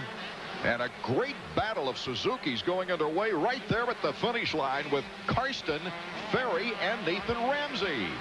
Ferry, of course, the most noted of the 3, takes the inside route in that first turn. But look at the Karsten, the momentum. Let's go down to Marty Reed. Well, Chad, your man's got a big lead halfway through. Great start. Are you starting to get a little nervous? Something might go wrong? I just wanted to be careful and watch out for all these lappers and look ahead, and hopefully everything will be all right and we'll come out ahead. Were you surprised how quickly he got the lead after that heat race? Not really. That's what he kind of planned. Here we get back to the battle now behind Pichon. But what about it, David? Well, he sounds pretty confident in his rider. No problems there. I think he expects to be out front, and I think he's improving why he's got that #1 plate on his bike. He's got such a big lead. It looks almost like a half a track lead, but now Dowd is back in the picture. He's not that far behind Tim Ferry. There you see Ferry, number 20. Cutting to the inside. He's got a battle of his own with his own Suzuki crew as we go back to Mikel Pichon. Such a smooth rider. Came over, tested the waters for about 3 races, 2 years before his actual full season last season, and now is just putting icing on the cake, starting off the 1996 Supercross 125 East Division with this tremendous lead. Well, this should give him a lot of confidence to start the season, and you know, it's probably one of those races where he's going to come in and feel like he was just out for a trail ride and everything came easy to him. Everyone's going to be going, man, he looks so great. He had a huge lead, and I bet you he doesn't feel like he's going very fast right now. It's all coming real easy to him. Barry Karsten, number 31, and Nathan Ramsey battling for second. But let's check the Honda stopwatch now and see what that interval might be as Pichon goes through and takes the turn. You see it clicking away as we follow Pichon around the track. Well, you can see Pichon. He really doesn't look like he's going very fast, but this kid is, don't let him fool you. He's clicking off quick laps. He's very consistent, very clever, and he's just as good at coming through the pack as he is at getting the early hole shot and opening up a big lead. But you almost need binoculars to get back to second place. Absolutely, but he is not going to give in. It looks like he's got a nice rhythm, not an aggressive one. And he's playing it to the hilt as the others battle behind. Well, I think like his mechanic said, about the only trouble that in the future for him, at least in this main event, would be the lappers. But he's got such a comfortable cushion, he can afford to play it safe and get through those guys without any problem and even give up some time. He's got plenty to give. Okay, 52.7. How's that time? It's pretty fast. It's about as fast as the 250s were running a little bit earlier. I think the 250s will probably go a little bit quicker than this, but the riders think the track's a little easier, and I don't know. It's provided some pretty good racing so far tonight. Right now, things seem to be pretty spread out, as you see John Dowd right there trying to work his way up. He's been able to make up some time from that bad start, but I think John probably wishes there was whoops everywhere, because that seems to be his strength. Well, down on the field of action, he can tell exactly how fast they're going and what's happening down there in the pits. Let's go to Marty Reed. Well, guys, I got a question for David. You know, the thing that's amazing to me is how big a lead Pichon has been able to establish here. And that, David, the only thing I can see that's different from the heat race is track conditions. It's a little more rutted now than it was earlier. Are you noticing anything different up there? Because down here, it's just amazing how strong Pichon is looking. Well, he definitely looks strong, and I think he does really well in the ruts. Remember, he comes from Europe. They get a lot of rain over there. He's used to riding in worse conditions than we do here in the States, and seems to be in his favor right now. Oh, we've switched to the real battle right now as you see John Dowd on the right of your screen pursuing Tim Ferry. Jet Dowd is really putting it on.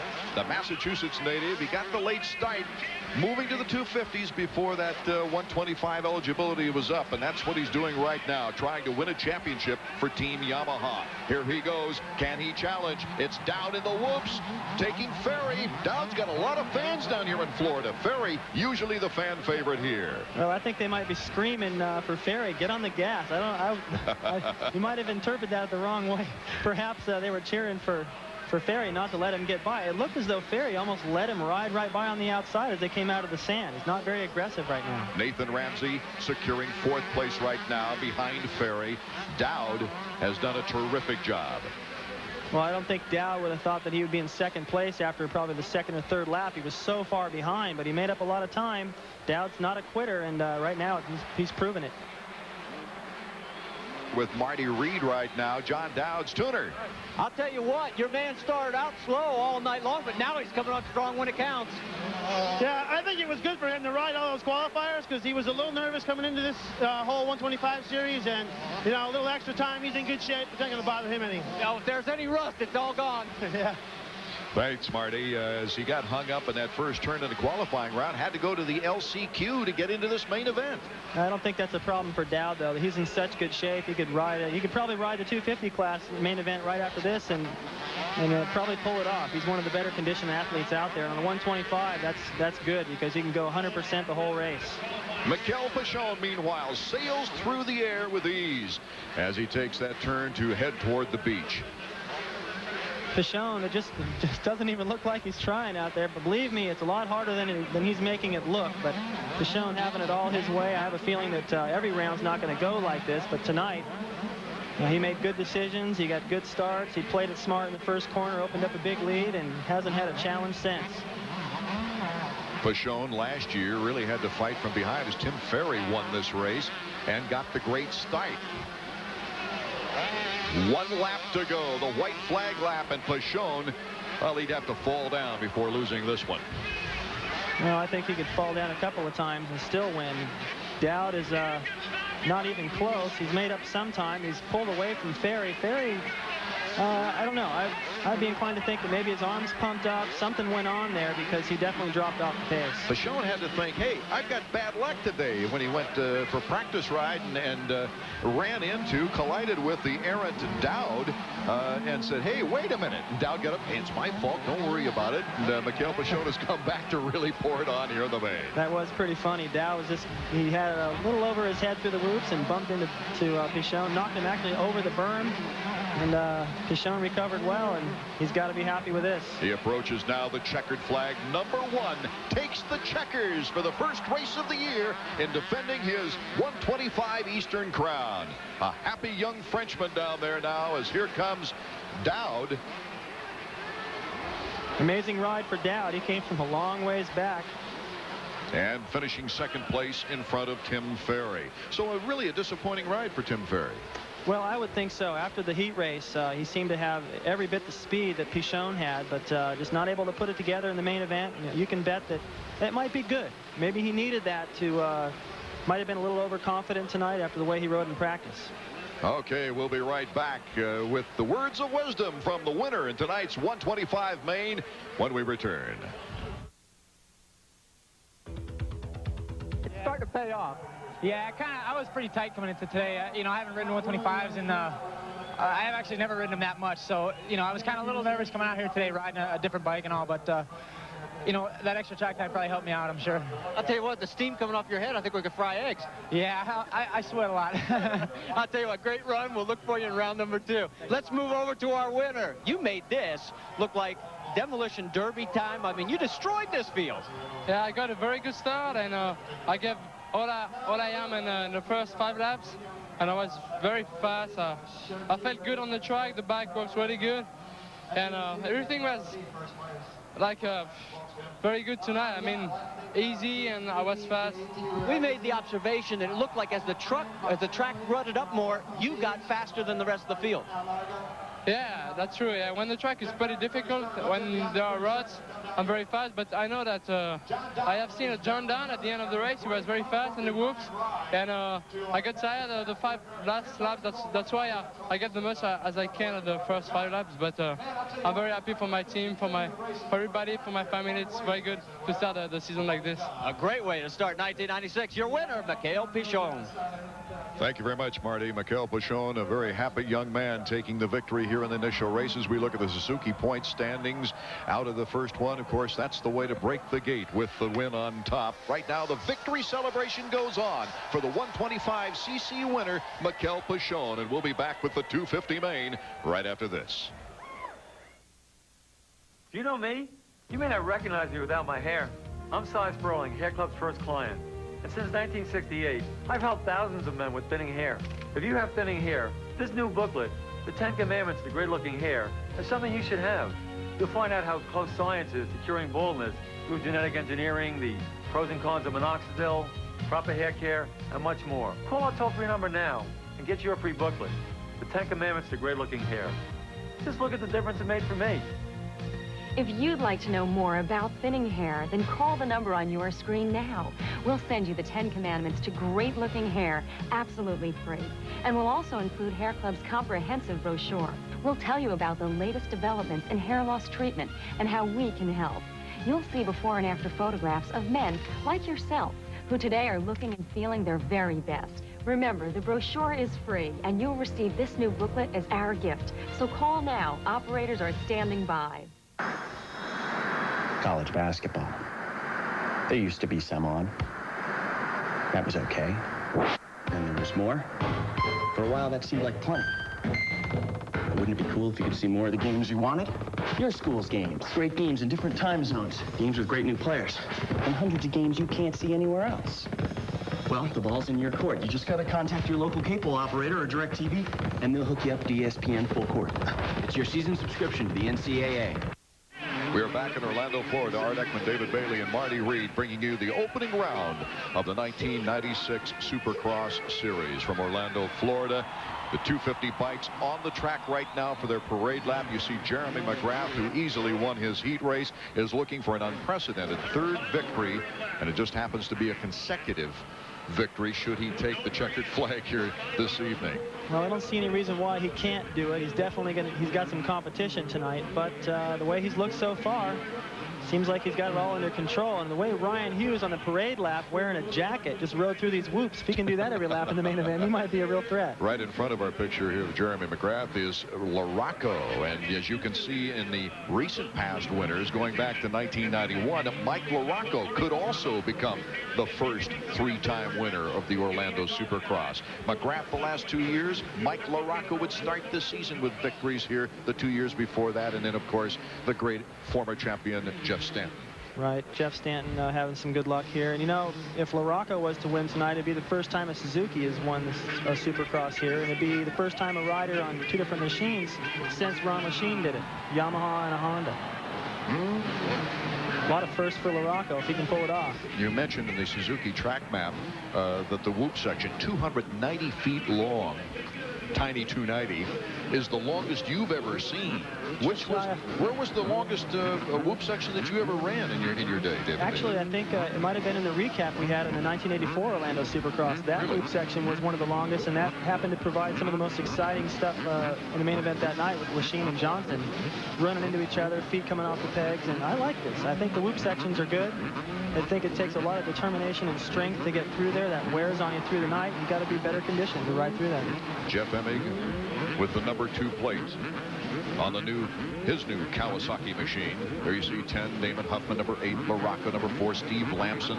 Lamson coming off such a wonderful 125 outdoor national last season, and some of the record-breaking crowd here in Orlando. You see them bundled up a little bit. It's kind of chilly for the crowd, but it's pretty good for the riders. No, I think it's good for the riders. Yeah, I think if they're not warmed up right now, there's something wrong with them. I'd be plenty warm.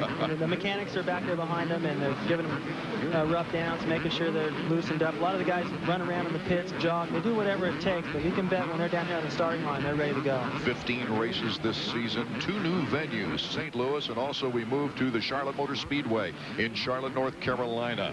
Our next event will be from the Metrodome in Minneapolis, Minnesota, a new AMA points fund of $100,000, taking in the top 20 finishers of the season, and increased purse money by $5,000 here tonight. Lots of reason for these fans to get excited. 30-second board is now up. That's one reason to get excited. When is the heart beat quicker? When the board goes up or before? Oh, I think when they say first call to the staging area, to the 250 main, something happens to the riders then. When they put up the 30-second card, and Mike Craig has been getting off the line great. He's on the far inside gate, so look for that. Here's 2 riders right next to each other that respect each other highly that would like to get off the gate first. McGrath on the right and Jeff Emig on the left. Bending over, ready. And let's see who wins the whole shot run right now. There's a red bike nosing out in front. Can Jeremy McGrath hold on to it? It's going wide. It looked like Lamson to me. It's Mike Brown, number 9. And Jeremy McGrath, number 1. Kevin Windham is in 3rd. And then Mike Craig, number 17. McGrath doesn't waste any time cutting underneath Brown, goes right to the lead. The same thing he did in his heat race. Mike Brown coming into the sand, coming to the outside. Jeremy McGrath having a battle with the Honda of Troy rider, Mike Brown. Everybody making it through the sand okay as Brown takes the lead, and here comes number 28 on the run, Damon Bradshaw. Bradshaw with a great start. Michael Craig on his tail. And Phil Lawrence back one place more. Bradshaw almost made a pass on Jeremy McGrath through the whoop section, and he made a bobble over the triple and let Mike Craig get by, so he slips back to the number 4 spot. Mike Brown, a strong runner, is trying to use as much track as he can on Jeremy McGrath. But as you mentioned during practice, David Bailey, McGrath, it doesn't matter inside or outside, he still has the confidence. He goes wherever he wants, and earlier he said because of the track design, perhaps because it's easier, he's going for the pass. Michael Craig is in 3rd place, so 2 Honda of Troy bikes right up near the front. Yeah, he said because it was easier, he might have to battle with some of these guys because everybody can do this technical stuff with the lack of the technical stuff that we've seen in the past. So he expected it. He's very calm and collected. He knows that if he's got to wait 4 or 5 laps to make a pass, he's got the patience to do that. Phil Lawrence is just past Damon Huffman, number 28, as we look at Michael Craig, and they're right in back of Craig. Here's Jeremy McGrath over the finish line in the number 1 spot, followed closely by Mike Brown. Good run for Damon Bradshaw so far, holding down at number 4 spot, still staying in contact with the leaders, but the 3 front runners are all on Hondas. I don't know if that says anything about the way these bikes work on this racetrack, but all these guys are setting a fast pace. Of course, we've always known of Team Honda with its dominating position in recent years. Jeremy McGrath, of course, looking for his unprecedented 4th consecutive Supercross title, but also Honda of Troy, an independent team, and they have really put a good bike together thanks to the Honda factory as well as Showa. And speaking of Honda of Troy, Larry Ward starting to make a move. He's on the back fender of Bradshaw coming through the whoop section. He's tall and lanky. He's able to get through there pretty quick. But right now, Craig riding impressive, not making any mistakes, still hanging on to that number 3 spot. There's Craig, 17, and the 2 Yamahas with Larry Ward, you just mentioned, number 6, right on the tail of Phil Lawrence. And Jeremy McGrath just made a huge bobble. Gave up a lot of time. We'll see if that plays an effect on the way he rides the next couple of laps. He's still 2 seconds ahead of Mike Brown, and Michael Craig is right behind Brown. It's rare to see Jeremy make a mistake. He made a big one, almost went over the handlebars, but he pulled it off. He's actually trying to do something a little different than everyone else out there. And as you see the riders coming through the sand, Bradshaw looking good, still staying close to Mike Craig, but he's got a lot of company on his rear fender. If he can't make a move quick, you think he might be a little concerned about his knee? Jeremy McGrath, I'm saying, as we're looking at the behind him now. I don't think Jeremy's concerned about anything, Art. This guy is like watching Michael Jordan play basketball. Whatever he wants to do, he does. And, you know, like it or not, this guy is the best Supercross rider that I've ever seen. And he just does whatever he wants. He just came out of that corner, jumped the double. He jumps from the inside. He jumps from the outside. If he comes from behind, he gets the whole shot. Whatever he wants to do, he can pull it off. And he's pulled another second a lap on Mike Brown, widening the lead in first place as we look back at the battle behind him. Bradshaw moves around Mike Craig to take over the number 3 spot, sets his sights on Mike Brown now. Mike Brown, Bradshaw, Michael Craig, Phil Lawrence with Larry Ward attacking Phil Lawrence now. And Ryan Hughes in back of Ward. Ryan Hughes has moved up. The Kawasaki guys were buried in the pack. Lamson and Emig were 11th and 12th. They're starting to move up slowly, but for the moment, it looks like the fastest guy on the racetrack. It's got to be Damon Bradshaw. He's starting to pick up time. He seems to ride better as the race goes on, but McGrath is pulling away. Hughes in 7th, Lusk in 8th, Huffman in 9th, Lamson in 10th, and Emig in 11th as we look back on the field. Bradshaw putting the pressure on Mike Brown now. If he can get around him, there's time for him to possibly get up and challenge McGrath. Oh, would that be an exciting feature with Damon Bradshaw coming back after 18 months of retirement. Taking a look at the Suzuki field summary now. Jeremy McGrath leads Brown, Bradshaw, Lawrence, and Michael Craig. Bradshaw up the inside of the whoops. Looks like he's going to make a move. He does. Good block pass. Get the block pass on Mike Brown. And listen to that crowd. You think he doesn't have a few fans out here? And here comes Phil Lawrence taking the inside route on Brown and takes the position away to move into 3rd place. I'll tell you what, Art, I am really impressed with the way Phil Lawrence is riding. A privateer, he won the Supercross Invitational a few weeks ago out in California, and I thought, well, maybe that's just because that was kind of a local race and he was comfortable. But here he is, first race of the year. Number 13. He won the semifinal round to get into this main event. Let's go down to Marty Reed, trackside. Well, with Steve Butler, he is the mechanic for Damon Bradshaw. You know, everybody was sort of wondering, did he have the hunger? Looks like he's got it. Yeah, at this stage of the race, he's the only guy on the move, and considering it was like 1993 was the last time he rode Supercross, he seems to be picking up pretty good. All right, big question, can he catch him? Well, I don't know. Jeremy seems to be, you know, out on his own right now. And Damon's in a bit of a race with a bunch of guys, so we'll just have to see. Phil Lawrence is just taking on Damon Bradshaw, and he's 7.5 seconds in back of Jeremy McGrath. Phil Lawrence has moved into second place. What a story here in Orlando. That is unbelievable. Unbelievable. Bradshaw had lost a little time through the whoops, then he made a bobble right before the triple. And he just wasn't able to jump it. Phil Lawrence got right up next to him and muscled his way around the outside of Damon. We'll have to see. He's already put a little time on Bradshaw right here. We'll have to see if that affected Damon at all. I might have messed with his confidence a little, but still a lot of time left. However, Jeremy's got even a bigger lead now. It doesn't look like anyone's going to catch him. Phil Lawrence comes out of the sand going into the tiny 290, the whoop section, 290 feet long. As you see Damon Bradshaw, I don't think he's willing to give up that second position. But Lawrence now, with Team Innovation, is on a Kawasaki of Mexico from Menifee, California. Dean Gibson's his tuner. And he's had such a trying time of getting the funds together, pulling it out of your own pocket, getting the sponsors in the privateer wars after losing his factory ride as a 125 rider with Suzuki. And it's just great to see him come back and be in competition like this. Michael Craig, number 17. There's Lawrence in second place. Bradshaw, Michael Craig, then right behind him, and Ryan Hughes making a move. Ryan Hughes definitely putting some time on the pack. He's coming up now, finding his rhythm. The Suzuki field summary, as you see, the top 5 riders, including Michael Craig, number 17. Michael Craig just landed on a hay bale going into the sand, almost went off the racetrack. Pulled it off nice, though, but he's definitely got pressure and from both Team Kawasaki riders, yes. Hughes and Huffman. You'll see Huffman coming to the screen there, number 10. Into the corner, out of the corner, there is number 5, Ryan Hughes. The 2 rookies in 250 action after successful 125 careers.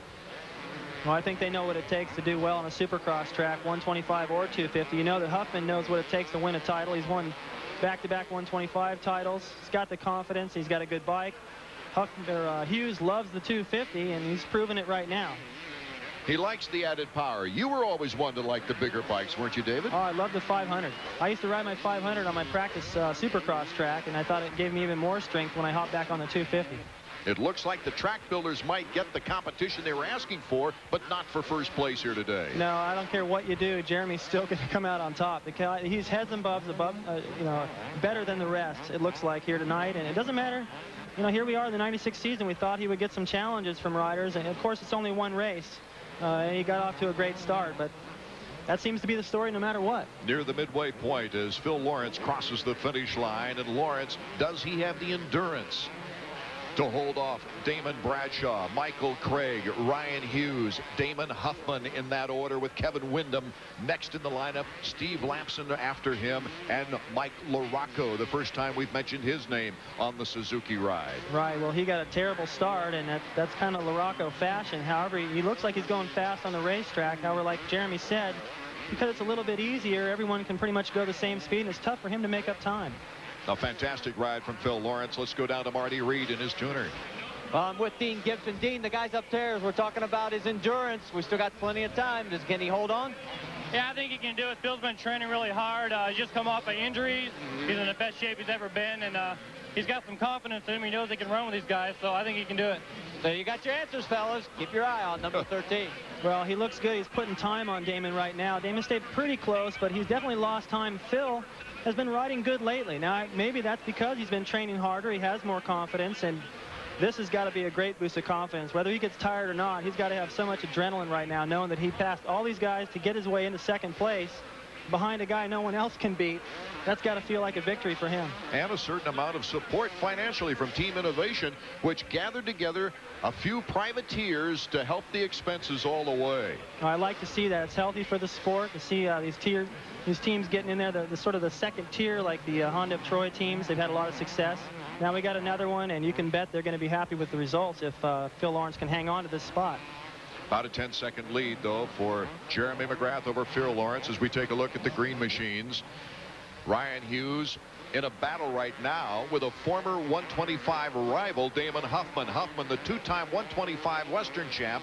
Right behind him was Ryan Hughes all the way. Huffman doing a great job, though, holding him off. Yeah, you get a look at those guys coming around through the mechanics area the next lap. They're getting down into the plywood right there. That's getting really slick. Lamson just had a problem with it, and it's going to get worse as the race goes on. We'll see if they choose different lines. This is the battle for 4th and 5th. Valuable points when you look across a 15-race schedule. Let's go down to Marty. I'll tell you guys, the guy on my left thought we were sort of ignoring him, but the problem is, Skip Norfolk, your man is running away. Got a great start right now. He's away out of trouble. Things are going great right now at the beginning of the year, so life's good right now. Life's good, life's easy. He's over here yawning. Well, I would be too. There's not a whole lot of concern for Skip Norfolk. He knows he's a good mechanic. He knows everything's working properly on the bike, and his rider really helps him to be able to go out there and relax. And right now, as you can see these guys coming through that rhythm section, Huffman and Hughes are having a great battle amongst themselves. As you can see, they're swapping positions, and they're starting to put pressure. They were a few moments ago on Mike Craig and Bradshaw, but for the moment, they've slipped back a little bit, perhaps being defensive in that battle of their own. Well, being such vivid rivals before, I mean, they banged each other's bikes all the way down the 125 circuit. It's interesting to see them on the same team, and talking with them before the race, Ryan Hughes mentioning and Damon Huffman mentioning that, hey, we're on the same team now. We're still going to battle out on the track, but we're going to leave each other some room. And that's what they're doing right now so far, as Damon Huffman has edged in front of number 5, Ryan Hughes. This is going to be a continuing story, I think, all season long, David Bailey. These two first-year 250 riders, I should say. Well, I think they're going to get better and better as the season goes on. It looks to me like they got to get better starts to be a factor in this thing. And, you know, going back to the rivalry and all that, I couldn't stand Rick Johnson when he was on Yamaha. Once he became a Honda rider, we got along fine. Let's go down to Brian Lennis, who is Damon Huffman's tuner. Yeah, they're talking about the old rivalry between Ryan Hughes and your rider. About it, these two, he's got the position on him right now. Well, we have team orders. Everybody races for Kawasaki, and we're racing, so that's what we're doing. I got to tell you guys, before today, everything they were saying, though, is that these two have been working real well together. I know you want to get back to the race. These guys are doing a good job together. Thanks, Marty. Brian, you know, these lap times are so quick, David. You can't hold a mechanic very long before he's got to get out there. Yeah, they're clicking them off quick, under a minute, and things are really shaping up. As you can see, Huffman is starting to put pressure on Craig now.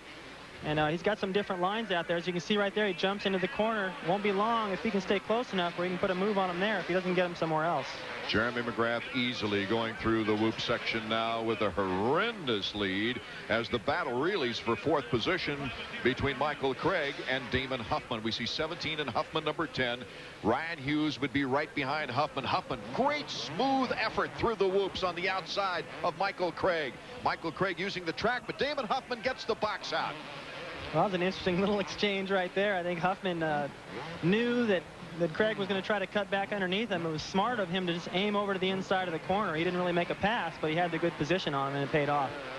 More exciting Supercross action from Orlando right after this. A decade ago, Suzuki unleashed the original. Was battling up there for a while, but McGrath is taking on. Look Mike at this. Morocco's making a move. He just passed Ryan Hughes, as you see on the screen right here. Going into the finish line, jump, takes the outside line. Ryan Hughes kind of backs off a little bit there. Didn't squeeze him. Well, maybe smart. You know, Ryan probably doesn't want to get... it could be anything with Ryan Hughes. Maybe his arms are pumping up a little bit. Maybe he's just lost his rhythm a little. And rather than fight and possibly go down or make himself, you know, get more out of his rhythm, just let him go by. See if he can hitch a ride. Morocco's obviously going faster, so learn. Mike Morocco looking for consistency here in his first year with Suzuki after running so many years with Kawasaki. And look out, here comes Damon Huffman and Damon Bradshaw down the whoops. They're going to have a battle coming out of that corner at the end of the 290 whoops. Bradshaw into the little triple. Huffman is right behind him as we've got the white flag, the last lap. Well, I don't like the way Bradshaw took that outside right there. He left the door wide open. He can't do that on the last lap. I think he has the speed to hold off Huffman, but Huffman's pretty creative out there. A big crash right before before the finish line. Michael Craig and Ryan Hughes. The flashbulbs popping from the stands as Ryan Hughes trying to restart that Kawasaki. He and Craig got tangled coming out of that corner, lost a lot of positions. Well, that's a good reason not to get close action when you want to get the points here in the early going. The crowd standing on their feet for the champion, Jeremy McGrath. And the battle is between Bradshaw and Huffman, with Phil Lawrence in second place right in front of Bradshaw. Bradshaw's got a shot at Phil Lawrence in this last corner if Lawrence leaves the door open. Checkers fly. Jeremy McGrath winning his third consecutive Orlando Supercross, and a good battle for second, third, and fourth.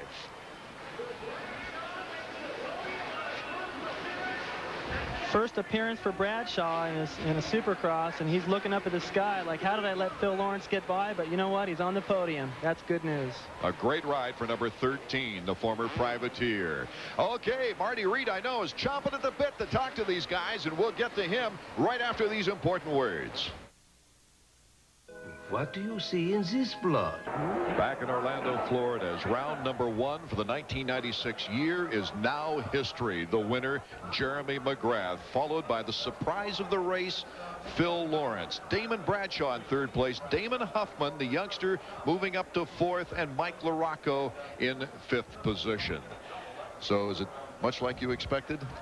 Well, with McGrath out front, yeah. Phil Lawrence is a complete surprise. Bradshaw up in the podium doesn't surprise me, but it does surprise me after the way he rode tonight in the heat races. I didn't think he had the speed. The start proving to be a real benefit for him to get up there, quickly. Huffman, no real surprise. LaRocco, a big surprise, because midway through the race, he was way back. A nice ride by Mike LaRocco to get back into the point situation. Let's go down to Marty Reed, who's now with our second place finisher, Phil Lawrence. Marty. Well, a great ride on behalf of all the privateers. Good job. Thanks. I've been working real hard on this off season, and I always knew I had the talent to come back and do this, but I let people push me around way too long, and I'm done with that. So I'm riding the best I can right now, and I could only get better. My confidence is real good, and mentally, I'm real strong right now, and I'm just stoked to be up here. Well, you did some pushing out on the track. You really pushed it hard. Yeah, I did. I didn't start up there. I started, I really don't know, kind of mid-pack, but I came through past a lot of good riders and just stayed strong and didn't let no one push me around. And I'm up here on the podium, and I'm happy. A great run for Phil Lawrence. Let's move over here to the man. I tell you what, he just made it look so simple, and every time we talk now, it's another record. Number 30. Congratulations. Well, thanks a lot. I mean, I couldn't do it without American Honda. They've been great to me, and my mechanic, my family. Everyone. I just got a complete package, and I've struggled a little bit in the winter this year, but I think I'm through it, and I think I'm only going to get stronger from here on out. Are we getting spoiled a bit by this? It's almost like we expect you to win. Well, I think it's a pretty sure bet if people are betting on me, but I wouldn't bet on myself. I kind of want to be the underdog and try and look at it like that. That way I always have the motivation to win. But tonight, it kind of, first couple laps were tough, and then after that it spread out, and felt pretty good. I had a good distance. He may call himself underdog, but if we peel back this suit, I bet there's a big S on there somewhere. Thanks, Marty. I wouldn't be surprised at all, David Bailey. He's also got the new do. No more long locks. Of course, he always likes to play with his hairdo. Well, he changes from week to week, and that's fine. He's fast, and it scares me to think that he believes he can improve. Another very interesting placement is third place, Damon Bradshaw. Let's go to Marty with him now. Yeah, we've caught up with Damon, and you don't look happy, but we saw some signs of the old Damon. Yeah, it is. There was some in there. Every time I come to a race, I want to win, and I'm happy with this. My goal is to be on the podium as many times as I can, and hopefully some wins will come. I'm happy with it, but I like to win. What do you need to do to make those last two places? Well, I need to be a little stronger, and I screwed up that drive there. I think if I could have stayed in second place and got separated from those guys a little bit, I think I could have raced with Jeremy for a little while. I don't know if I could have been there for the 20 laps. Well, as David Bailey, you can attest, you make a little mistake, it can cost you a lot. I still think we may see this guy in victory lane before the year's over. Okay, thanks, Marty. McGrath, the winner here in the 250 round. Lawrence second. Bradshaw third. We'll be back with more in a moment. Does your stomach look like this? Winning an unprecedented third consecutive Orlando title as he pursues an unprecedented fourth title championship. Just beginning the season, Jeremy McGrath victorious, but the surprises came with second and third. Huge surprise with Phil Lawrence coming in the second spot. It's kind of like a Larry Ward type of thing, only Lawrence this year is the man on the spot, and a big shot in the arm.